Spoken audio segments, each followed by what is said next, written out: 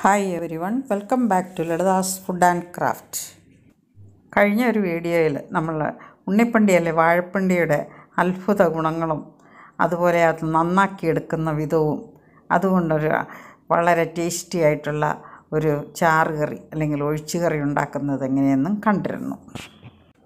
ഇന്നത്തെ വീഡിയോയിൽ വാഴപ്പിണ്ടി കൊണ്ട് ഒരു അടിപൊളി ടേസ്റ്റിൽ ഒരു തോരൻ ഉണ്ടാക്കുന്നത് എങ്ങനെയെന്നാണ് നമ്മൾ കാണാൻ പോകുന്നത്. കഴിഞ്ഞ വീഡിയോ കാണാത്തവർക്കായി വാഴപ്പിണ്ടി എങ്ങനെയാണ് നന്നാക്കിയെടുക്കുന്നതെന്ന് ഞാനൊന്ന് കാണിച്ചു തരാം. വാഴപ്പിണ്ടി വട്ടത്തിൽ മുറിക്കുമ്പോൾ ഇങ്ങനെ നൂല് വലിഞ്ഞു വരും. അത് നമ്മൾ കയ്യിൽ ചുറ്റിയെടുക്കണം. ഒരുപാട് നൂലുണ്ടായാൽ നമുക്ക് കറി വെക്കുമ്പോൾ കഴിക്കാൻ പ്രയാസമാണ്. നമ്മളറിയാതെ നമ്മുടെ വയറ്റിൽ ചെല്ലുന്ന കല്ല്, തലമുടി ഇവയൊക്കെ ശുദ്ധീകരിക്കാനായിട്ട് ഈ വാഴപ്പിണ്ടിയിലെ നൂലാണ് നമ്മളെ സഹായിക്കുന്നത്. വാഴപ്പിണ്ടി ഒരു ഇൻറ്റസ്റ്റൈൻ ക്ലെൻസറാണ്. വട്ടത്തിൽ അരിഞ്ഞെടുത്തതിന് ശേഷം ഇതുപോലൊരു 3-4 എണ്ണം കൂട്ടിപ്പിടിച്ച് ചെറുതാക്കി നമുക്ക് അരിഞ്ഞെടുക്കാം.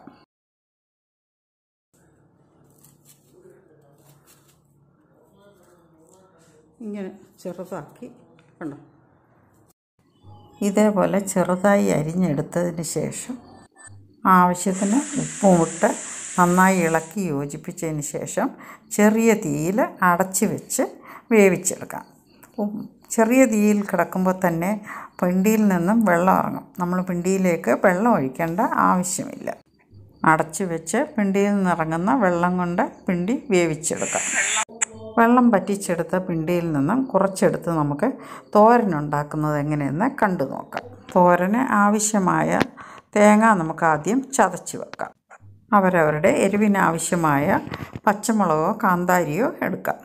കൂടെ തന്നെ 3-4 വെളുത്തുള്ളി, 4-5 ചെറിയ ഉള്ളി, 1/2 ടീസ്പൂൺ മഞ്ഞൾപ്പൊടി, ഇതെല്ലാം കൂടെ നമുക്കൊന്ന് ചതച്ച് വെക്കാം. മിക്സിയിൽ കാന്താരിയും വെളുത്തുള്ളിയും ചുവന്നുള്ളിയും കൂടെ ബസർ ബട്ടൺ കൊണ്ട് ഒരു പ്രാവശ്യം ഒന്ന് കറക്കി വെക്കാം. ഇനി ഇതിലേക്ക് തേങ്ങയും മഞ്ഞളും കൂടെ ചേർത്ത് കൊടുത്ത് ബസർ ബട്ടൺ കൊണ്ട് ഒറ്റ പ്രാവശ്യം ഒന്ന് ചതച്ചെടുക്കാം. അരഞ്ഞു പോകാതെ ചതച്ചെടുക്കുകയേ ചെയ്യാവൂ. തേങ്ങ ഇതേപോലെ ചതച്ചെടുക്കുക. പാൻ ചൂടാകുമ്പോൾ 1-2 ടേബിൾ സ്പൂൺ വെളിച്ചെണ്ണ ഒഴിച്ചു കൊടുക്കുക. എണ്ണ ചൂടാകുമ്പോൾ 1 ടീസ്പൂൺ കടുക് ഇട്ട് കൊടുക്കാം. കടുക് പൊട്ടിത്തീരുമ്പോൾ വട്ടത്തിലരിഞ്ഞ ചെറിയ ഉള്ളിയും 1 സ്പൂൺ ഉഴുന്ന് പരിപ്പും കുറച്ച് കറിവേപ്പിലയും കൂടി ഇട്ട് ചുമന്ന് വരുമ്പോൾ അരപ്പ് അതിലേക്കിട്ട് വഴറ്റി എടുക്കാം. അരപ്പ് നന്നായി ഇളക്കി ഉലർത്തിയെടുക്കാം. അരപ്പ് ഇളക്കി നല്ലതായിട്ട് ഉലർന്ന് കഴിയുമ്പോൾ ഇതിലേക്ക് നമുക്ക് പിണ്ടി ചേർത്ത് കൊടുത്ത് നല്ലതായിട്ട് ഇളക്കി ഉലർത്തി എടുക്കാം. ഈ സമയം തോരൻ്റെ ടേസ്റ്റ് കൂട്ടാനായി ഇഷ്ടമുണ്ടെങ്കിൽ വൻപയർ വേവിച്ചതോ ചെറുപയർ വേവിച്ചതോ മുതിര വേവിച്ചതോ ചേർക്കാവുന്നതാണ്. അവരവരുടെ ഇഷ്ടം പോലെ ചെയ്യാം. ഞാനിവിടെ അതൊന്നും ചേർക്കുന്നില്ല. ഞാൻ പിണ്ടി മാത്രമേ ചേർത്തിട്ടുള്ളൂ. അരപ്പും പിണ്ടിയും കൂടെ നന്നായി ഇളക്കി യോജിപ്പിച്ചതിന് ശേഷം ഫ്ലെയിം ഓഫ് ചെയ്യാം. നന്നായി ഇളക്കി ഉലർത്തിയെടുക്കണം. ഇനി ഇതൊരു പ്ലേറ്റിലേക്ക് മാറ്റി സെർവ് ചെയ്യാവുന്നതാണ്. നമ്മൾ വെറുതെ കളയുന്ന ഈ പിണ്ടി കൊണ്ട് തോരനുണ്ടാക്കി കഴിച്ചാൽ നമ്മുടെ ഫാറ്റി ലിവർ പമ്പ കിടക്കും. അതുപോലെ കരൾ ക്ലീനാകും. BP, ഷുഗർ, കൊളസ്ട്രോള് ഇതെല്ലാം കുറയും. അതുകൊണ്ട് എല്ലാവരും ഉണ്ടാക്കി നോക്കുക. ഇഷ്ടമായാൽ കമൻറ്റ് ബോക്സിൽ ഫീഡ്ബാക്ക് അറിയിക്കുക. ആദ്യമായി കാണുന്നവർ സബ്സ്ക്രൈബ് ചെയ്ത് സപ്പോർട്ട് ചെയ്യുക.